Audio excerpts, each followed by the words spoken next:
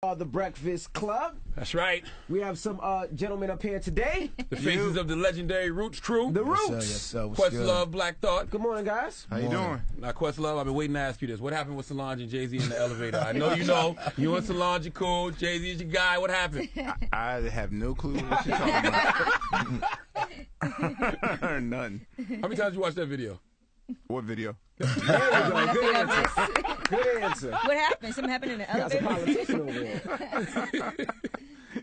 You don't think they gave me talking points already? Really? They hit you like, all right, now, Quest, you're a guy. You know people going to ask I you. think that's an unspoken thing. You know, he's not going to comment on it. He didn't even see it. Yeah, I didn't see it at all. It's a family matter. You and Black Thought ever got into it in the elevator? Maybe not that. Never? Maybe Y'all never had no arguments, no fights, no Of nothing? course they have. Tall boy. We've been together for 20 years, 25 years, of course. All that stuff happened early enough in our career to for us to move past. You know what I'm saying? Yeah. In retrospect, you look at it and it like the indifference is really it'd be about nothing. Like, you know what I'm saying? Sorry, I'm having a moment right now. Come on, Questlove, come on. You've done this before. I am so upset that your ringtone is not the theme of Soul Train. I'm so upset by this Quest. In my mind, your ringtone is the theme of Soul Train. I gave up my BlackBerry like a week ago, so I'm just learning how to use the Samsung You're not thing. turn the ringer off or nothing. Yeah, I don't Where know. you trying to put it? Okay, so you beat up Quest on the bus. Nah, get out of here. Okay. Nah. You know, I mean, every album, you know, we used to definitely have like knock down, drag out arguments, just creative differences, and Gotcha. you know, everyone has a specific vision of where they want to see the brand go. So yeah, you know, just over little stuff like that, you're gonna always have somebody during the course of a project say like, "Oh, I quit." You know what I'm saying? Gotcha. But it's kind of, you know. How many times have you quit, Quest? Every album. Every album. Even this But you new one, get and used then to it the same way. Like, Nah, you know what I mean? probably the last two albums I you know? haven't quit. the last two you didn't quit on. No, but I think that's a good thing because the thing is, if you're in a situation, I mean, we're definitely in a situation in which, I mean, the idea we don't know what yes men are. Like we're too cynical, we're too scrutinizing. I mean, if anything, we probably get accused of overthinking it. But I mean, at the end of the day, it's like a factory thing. Like it's not only our word, but it's like our management, our producers, our like everyone. If everyone isn't unanimous with the feeling of okay, all right, this bangs, or we get what you're going with it, then it doesn't fly. So that way, it's. I don't want people to think that we just have a bunch of yes men around us. And it's a group of people who work together, and everyone is super passionate about the role that they play. You know what I mean? So when you say y'all beef over where the brand is going, like do y'all say okay, it's time for the Roots to be more commercial, or do people try to get y'all to be more commercial, especially now that y'all on Fallon and stuff? Nah. Yeah, if anything, it's sort of like. I'll say maybe like every other record, maybe you might sway 51-49%, So, but for now, it's like I think with us being on Fallon, there is an expectation for us to like, it's time to cash in.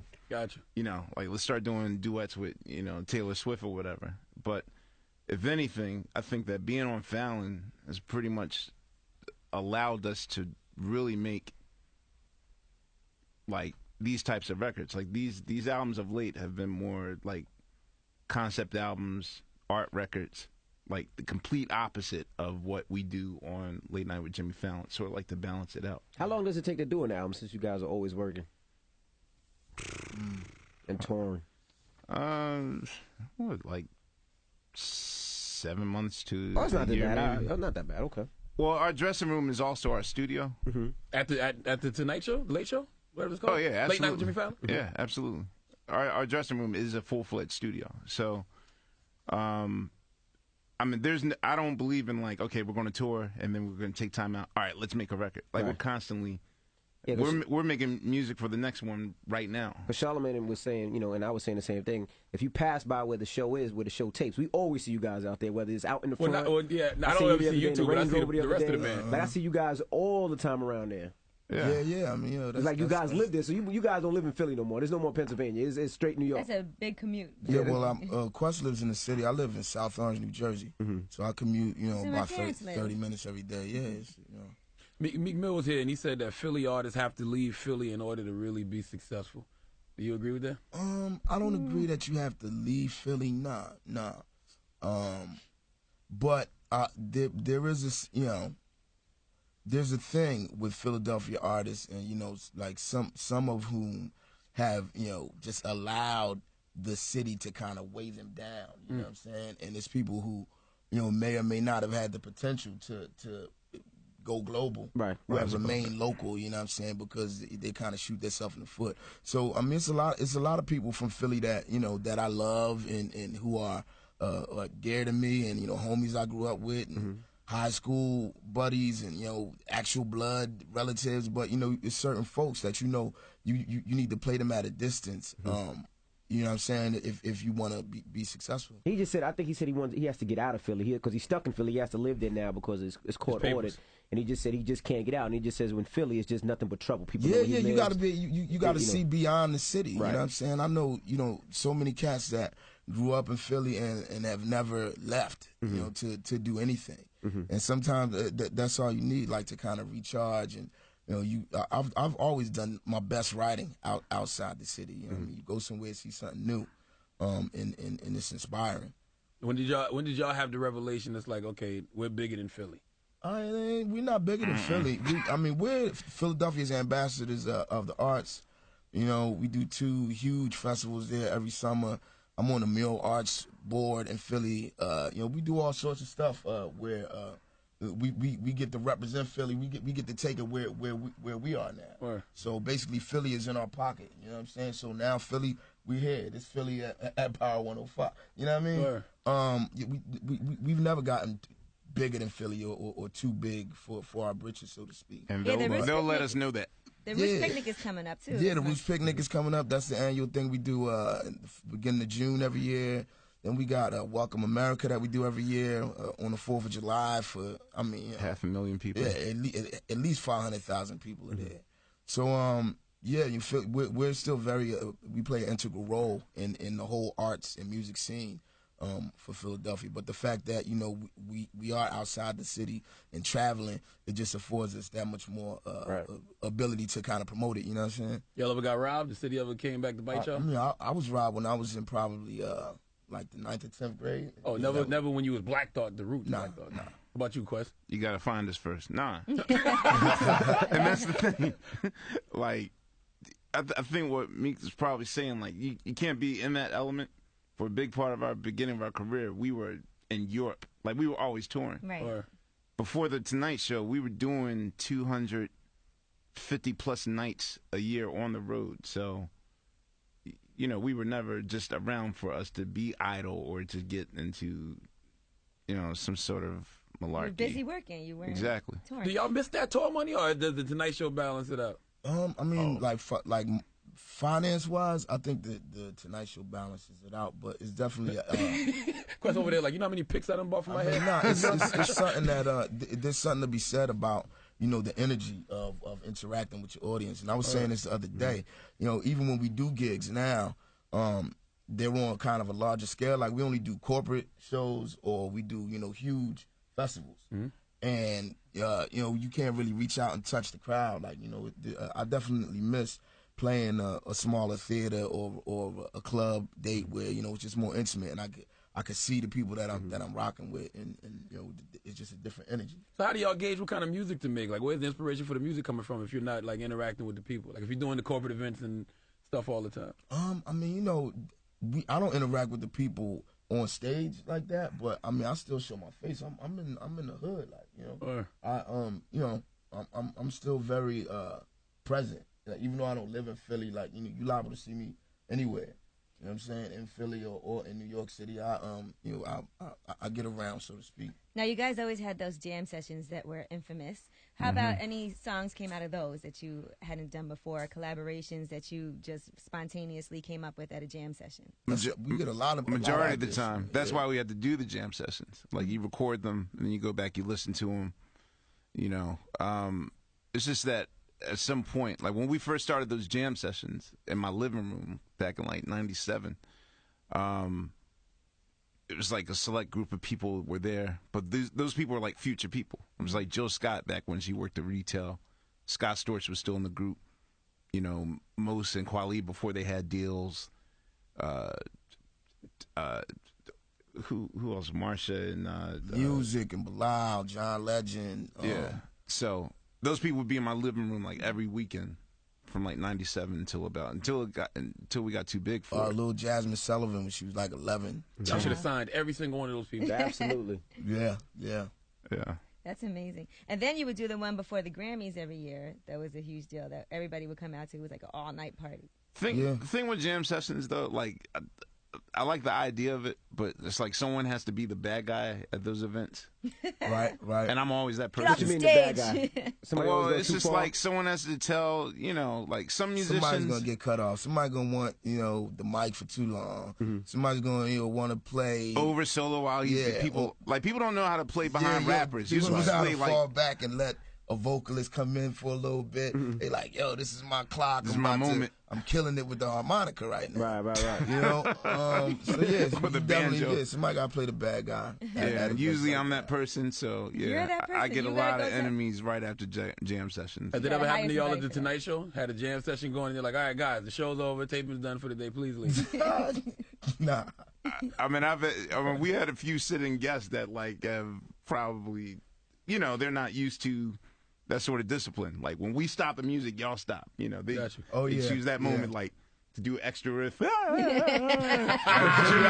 I'm talking to the desk. Jimmy's like, and now we like to welcome. Yeah, that definitely has happened. So, Do you think that hip hop understands exactly what a hip hop band is?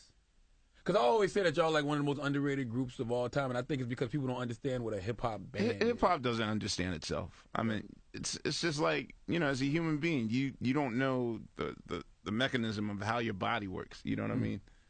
Like, unless you come outside of it and study it, and that's way too much information. So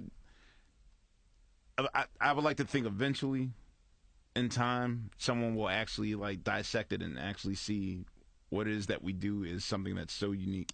I mean, so unique that we're in our own lane, And it's never been another. Never been another. which is good and problematic. I'm kind of good with that. Yeah, it's kind of. But you know what? It's surprising. You know, I was going to ask. You know, what was the vision of the group? Because of course you guys were a band and you toured, but to do an album, like you said, there has been nobody ever. Nobody. I don't even see another band coming up. Do you even see another band coming up that's even halfway I don't know close? any hip hop bands. Maybe the internet, but I wouldn't know if I wouldn't consider them a hip hop band. Mm-mm. How did y'all have the vision to do that and get a deal and to do an album? Like, what was that vision like?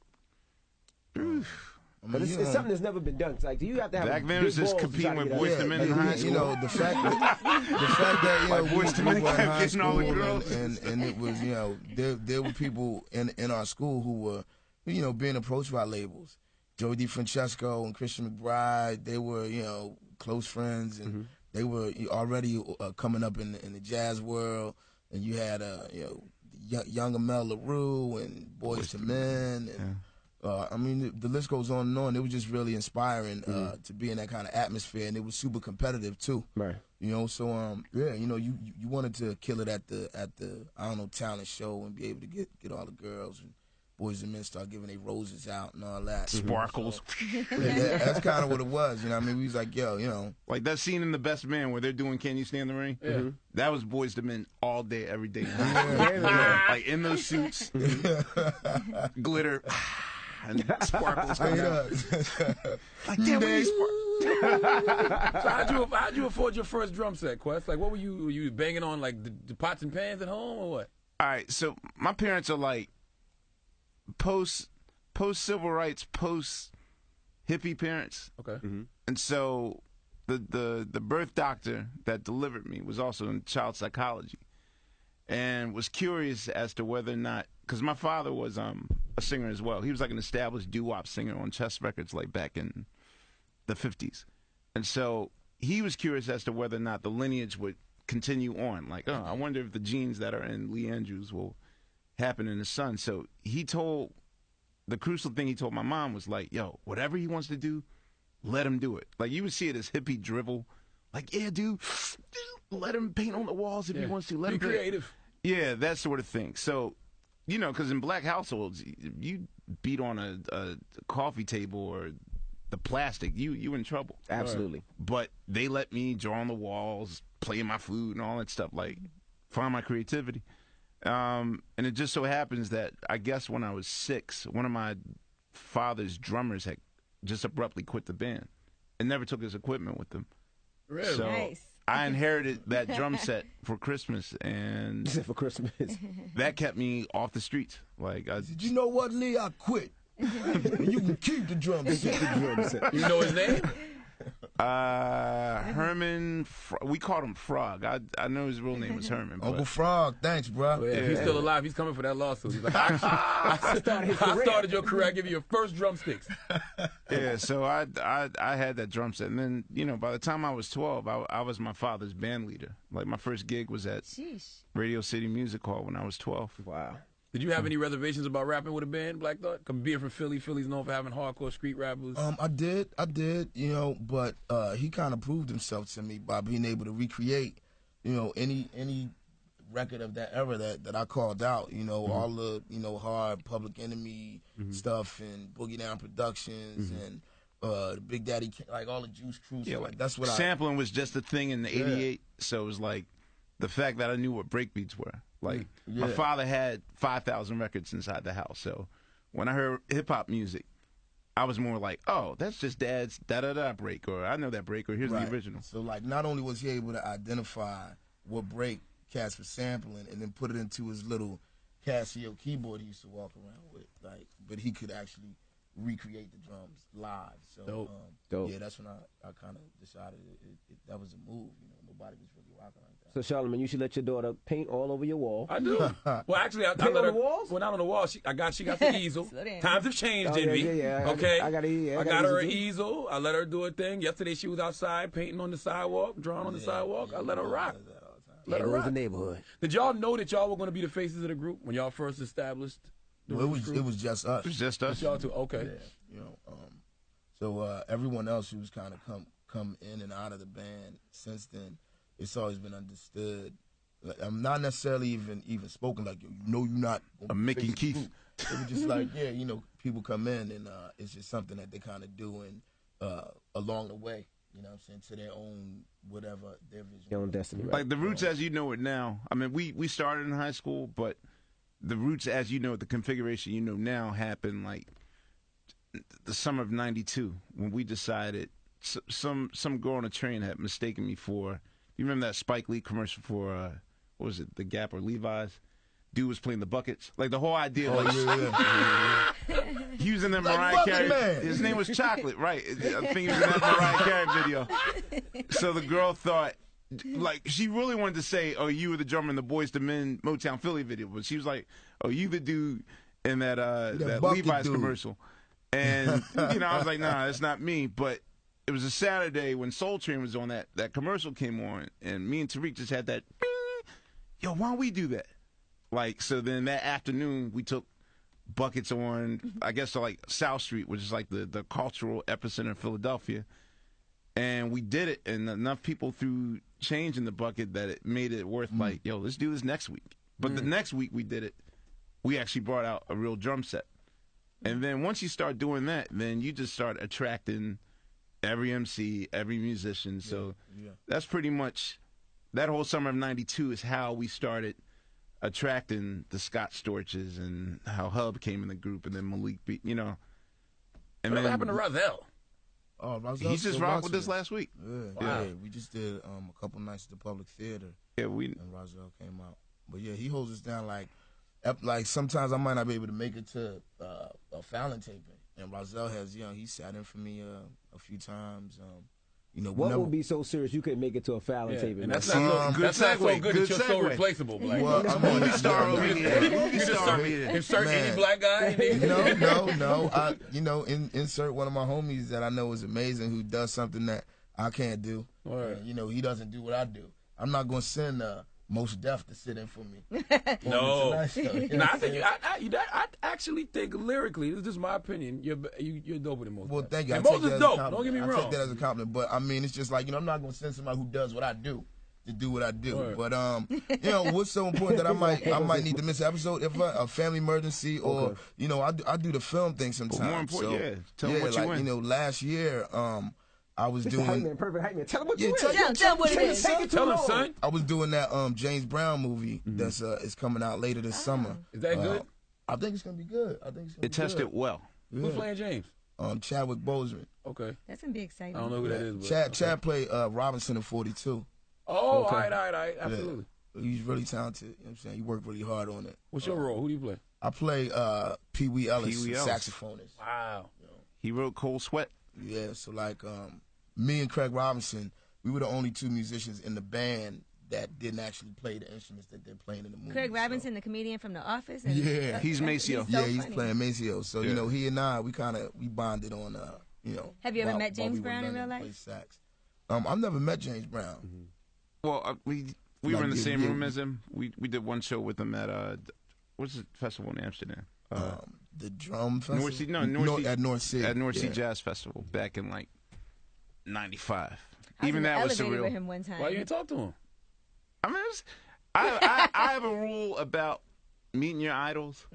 I'll say Prince is probably the highest level of an idol that I was able to nuance an actual friendship with. Me But too. a lot You of didn't have a times, friendship with him, Friendship with Charlamagne. Prince. Shut up. He shook your hand, man. We I don't even think he bonded shook about his hand. religion. No, you no, didn't. oh yeah, I know that. Prince will show up. No, like, Charlamagne, no, stop no, lying. no, The no, story no, is no, totally no, no, wrong. no. believe like him. that at all. Believe him. Yeah. Listen, because see, I got starstruck. Questlove, that's not what happened. They did not bond. They didn't bond. It's only two They didn't people. have a It's only conversation. two people I've Oh been my gosh. starstruck over. One was the Honorable Minister Louis Farrakhan. The other was Prince. And the only thing I can think to say to Prince was, I was raised Jehovah's Witness too. That's the whole Yeah, conversation. that was the whole conversation. No, it wasn't. Yes, it was. And then He goes, Prince looked at really? him We like, need to talk okay. about He's that. like, leave me. Yeah, they didn't leave me. He floated away. He floated away. No, he did. He literally floated away. Yeah, But go ahead, that back to sounds your about idols right. thing. Yeah, but I mean, sometimes it can also prove to be disappointing. And I think a disappointed lot you? of times, I also think that that's why most celebrities, or at least celebrities, that's why they're hands off, because I think they know, like, okay, if you really see what's behind the Wizard of Oz machinery, you'll just see I'm a regular ass person. So Not Prince. He floated away and levitated the whole time he talked to us. But you gotta think, Questlove, you're a lot of people's Well, idol. he's as mad well. normal, though. You're for a lot of people, you're their idol as well. Yeah. Oh, I shun people like a mom. He's elusive. Yes, he does. Yeah, You Tariq do? always He's teases me a about. shunner. He's like, it's funny. No, I don't smoke. One day, like, You be doing the Heisman on these hoes, Quest? we were, I don't know what country we were in, but we headed to the stage, so we had to like enter through the venue. We walking through this lobby, and people are, interacting. So I always stop and take pictures and sign. And, sometimes it can be a major inconvenience, and it's like now I'm late. You know what I'm saying? I'm all flustered. I gotta just walk right on stage because I stopped to interact with y'all, You don't but I have that still 5 do minutes it. to calm Yeah, I mean, and- I'm there. He just keep full speed ahead. So he's walking, and this dude came up to him, was like, "Hey, Questlove, you know what I mean, son, yeah, he had I think a gift or like a pick or something to give him." And Amir was like, "No, I don't smoke, son." And I said, "Dag, like that, I gotta get that cold where I don't even make eye contact. You like, dude, just wah wah wah. You know The guy what with I'm the saying? roots with He's the like, "Yo, I afro's don't an smoke, asshole. son." Right? Look, okay, I'll say this much. He had a handmade pick for you. Yes, sometimes I am aloof to the situation. Aloof. Yeah, but I mean, he's the way it there's is. a lot going on in that fro. Yeah, but I mean, the thing is that you gotta understand. I roll alone. I mean, I don't put myself out there, but I roll alone. So you kind of have to have I've never had a crew, or none of that. Like I just roll by myself, and people are shocked. Like, wait, what are you doing here by yourself? That's just some sort of thing where it's just like I know it's contradictory to be like, all right, dude, you like 300 pounds, 6'3", with this afro. Like, who you think you kidding? Like, you can't be invisible. But it's just a lot of the times I just want to get in and get out. Well, you cool with Prince? Well, you should find out what he does. Where he get that smoke. You've never seen no pictures of Prince nowhere outside Yeah, but of Prince also, he rolls with like the crazy 88s from like Kill Bill. Like, yeah, Really? yeah. Yeah, these people be having like It's crazy. like government in It's ears, crazy. and they come and check the place first. You know, You got to sign off. I will not make eye contact with the artist. yeah. But for you, Black, though, who do you look at as one of your idols that you've met? I've met all my idols. Your biggest stature. I've met all my idols. Who are your idols? You know, everyone from people like Stevie Wonder and B.B. King to, I mean, MCs like Pox and Biggs and, Big Daddy Kane, Coogee Rap, KRS-One, Chuck D. Everyone that's kind of inspired me. I feel like at one point or another, our paths have crossed. But then, there's artists like, Sly from Sly and Family Stone, who I've always been a super, super huge fan. Like, we idolized Sly Stone, but we did a festival run together a few summers ago, and I don't think any of us actually, spoke or approached him. I don't think Sly knew that he was there. Yeah, you know what I'm saying? So it's like, it depends, you know what I'm saying? Like, sometimes that, what Amir was talking about definitely applies. It's like, I don't even want to ruin it, Right. Just let him rock out. Now, what about the album? Let's talk about this album. And then you shoot your cousin. Yeah. Now, let's talk about this album. Album comes out when? What's the date of the album? Today. Who Today's inspired the that title? album supposed to- KRS-One from the MCs Act Like They Don't Know? Yeah. Okay. And I saw the video, actually, for, was it Understand? Understand, yeah. Understand, yeah. I was just watching that video. What's the theme behind that, though? The theme behind you mean behind the record or? The album. Well, both the video and the album, but the album, man. And you wind up shooting your cousin. I mean, I guess you can say it's another way to say keep your friends close and your enemies closer.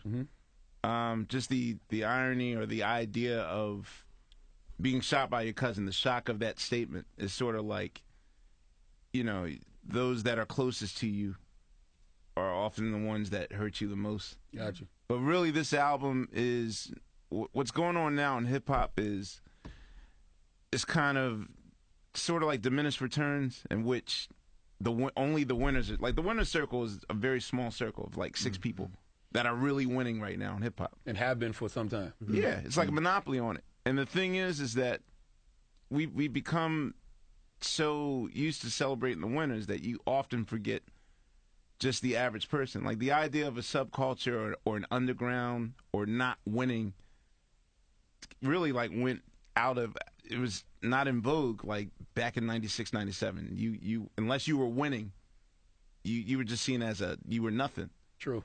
And this is kind of I mean, we didn't want to come out and say like a concept record. I see this record more as an opera. And it's basically the voice. It's a scenario, very short. It's only like 33 minutes. It's the voice of the common person. But I mean, it's avant-garde. So if you're going to just do the regular iPod scan, like 30 seconds. All right, now next. You really got to immerse yourself into it. So it's 33 minutes is not that long, considering that most records is somewhere between 55 to 60 minutes. It's not that much of a commitment. But you have to listen to it carefully and listen to all the lyrics and everything. That's what I was doing when I was listening and watched the video. And it is like one of those things. It's like artwork or reading a play or something. Absolutely. That's what we're about now, like making statements. I mean, who knows?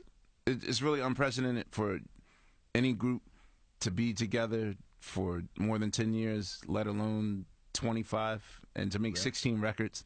Pretty much on the same label. Let alone a black group, let alone a band. Black band. Right. So this is like a sort of landmine-filled learning curve. So we're very careful on the statements that we want to make and what we want to present. Have you ever thought about spitting bars, Quest? He spit on a couple. I spit a few. All right. But I mean, at this rate, he's the master. So You ghostwrite for him? Thought he just... Nah. When he raps, he writes his own. I have rickety styles in the Let us get 8 bars real quick, man. Nah, you don't want that. Quest? You don't want that. What did you? I'm still on Viking in. You don't want that. What did you guys think about what Riz is doing with that Wu-Tang Clan album, where they're auctioning off? The one. What's the price up to now? $5 million. Said it was I think it was more than that. I thought Who it was knows? We 5. gotta see if I these think it was are. more we than gotta I think that's dope though. I think more artists should do. The idea of that is incredible. Yeah, more artists should do things. Just step outside the box in that way. You know what I'm saying? To really bring more artistic value to what it is that we're doing. But that's a middle finger to what y'all just talked about with the average person. I grew up a Wu-Tang fan. I can't afford a $5 million album. Yeah, that's not gonna be the one for you. That's the one I No, want. but what he's saying is it's a I'm piece black. I want of, what I it's a can't piece of afford. art. It's not supposed to be for that. Yeah, And whoever absolutely. buys it can put out the music and do whatever they want. They just won't have that piece of art. But it could be the an box investment, that too. it comes in, and all of that is a piece of artwork. Depending on the price you get it, if you're a record label, you can buy it and do it. Like they said, do what you want to do with it. Yeah, so I mean, the idea of that, I think, is interesting. I mean, yeah, it won't be accessible. I would like to know who's paying $5 million for that. Yeah, I think that's dope. Some I multi-millionaire. think somebody's gonna copy just to say, that's the Wu joint. Yeah, Now, Quest, you're a huge Soul Train fan. If anything knows, Absolutely. any people know something about you. What do you feel about Nick Cannon bringing back Soul Train? I'm so much of a fan of Soul Train that I'm an executive now. On the show? Yeah. So I'm part of the team that's behind. We were working behind bringing that show back. At the last minute, NBC ixnayed it. I thought it was coming on right after SNL. That was the initial plan. However, the plans that NBC had for it, I think They were taking the soul out the train. absolutely. Gotcha. Like they didn't understand the Soul Train scramble board. Soul Train done lost their soul. And there was scramble board, what you there was a mean? lot of I mean just I know, but what's so hard not to understand about well that? because in their head it was like, well, we already have what was the game show that what's your name host from Glee. The drinking game. I know you're talking Well, about. it's like it's a game show that's on NBC right Yeah. now. Like, well, we have that already, game? so we don't need to have Soul Train Scramble Board. Like the dancing train. Oh, we don't get those animated bumpers. Like there was a lot that they didn't get. Oh so my God! that is on ice for the moment. However, right now we are meeting with a few writers to bring the show to Broadway. Basically, like the black version of I'm about to call it School of Rock of Ages. Okay. We're meeting with them right now. We're trying to pretty much license the show. Like the reason why Soul Train isn't everywhere now is because Don Cornelius really didn't have the vision to know about VCR culture or DVD back in the day, so he didn't clear a lot of stuff. It was sort of like a handshake and. What you mean didn't clear it? Just Well, I mean, back in '71, like he had no clue that maybe one day this will be valuable and I could resell the show. Right, I could put it on DVD and you can Right. get the whole collection. So as a result, a lot of deals that were made with a lot of the music that was played on that show was just like a handshake and okay, well, you let my artist come in, I'll let that slide. Damn it, But man. Once you start. Bad business. yeah, we have about He didn't know, though. there's Back then, who he would- didn't Yeah, he know, didn't know, but yeah. now Who it's would've like there's 18 lawyers literally working on every episode now. So I think right now we have about 400 of the 1,000 episodes cleared. So hopefully, God willing, in 2015 everything will be cleared so that And who's paying for it? Like, who owns it now? You sound like you got a stake in the Soul That's what Train I'm saying. franchise. I absolutely have a stake in it. Okay. Really? How'd that happen? How'd you bought into it or? No, just I bug those people. I just I need to be involved because every day. Yeah. So like I really care about the brand. Or So I just begged, and then they made me an offer, and my management saw that it was good, and so they kind of made me part of the executive team. So I mean, right now we're just trying to figure out ways to bring the brand back. The Soul Train Cruise will do. No, Joanna that's gonna be successful. yeah. Yeah, that's the thing. Like just like the Essence Festival is going to be a Soul Train festival. And, They still do the Soul and Train we're trying. Awards. Yeah, we're trying to polish that off a little bit. Just Yeah. you think the show would have been dope in 2014 though? Like, because it had just been a bunch of kids doing the nay and. See, the thing, and this is what I'm trying to explain to them. Like the thing about Soul Train is that Soul Train introduced the idea of Afrocentricity. Like before Soul Train, the only time you saw a black teenager on television was mired in controversy, either post-civil rights protests, arrest, or murder or mayhem. And this is the first time that it was actually cool to say like, oh, black is beautiful, or I love myself. And so we're trying to figure out a way to redo that. Of course, it has to be bigger than black. Like, because right now, I know more soulful white artists from like Europe and Australia, more soulful than in the United States. So Australia's crazy right now. True Yeah. indeed. Sam Smith, one of my favorite guys. yeah, so that's where soul is right now. So we're trying to figure out a way to make it more about humanity as opposed to just like Afrocentricity. So it's a long story, but yeah, I'm definitely part of the Soul Train team that's trying to really bring the brand back. Oh. I don't know if you've seen. You went to the Universal Soul Circus, I know, but they still do the Soul Train. Yeah, they got the pit bulls and the tigers. There's no pit bulls and tigers, but they still do the Soul Train. It's not true. Don't listen to him. But they still do the Soul Train line, and everybody in the stands wants to be a part of it. So it's still big. It's not just a nay-nay. No, they have pit bulls at the Universal Soul Circus doing the nay-nay. They have a pit bull with tiger stripes doing the nay-nay. The Roots is in the building. We appreciate you guys joining us. Yo, man, we love y'all, man. We're proud of y'all. And it's the Breakfast Club.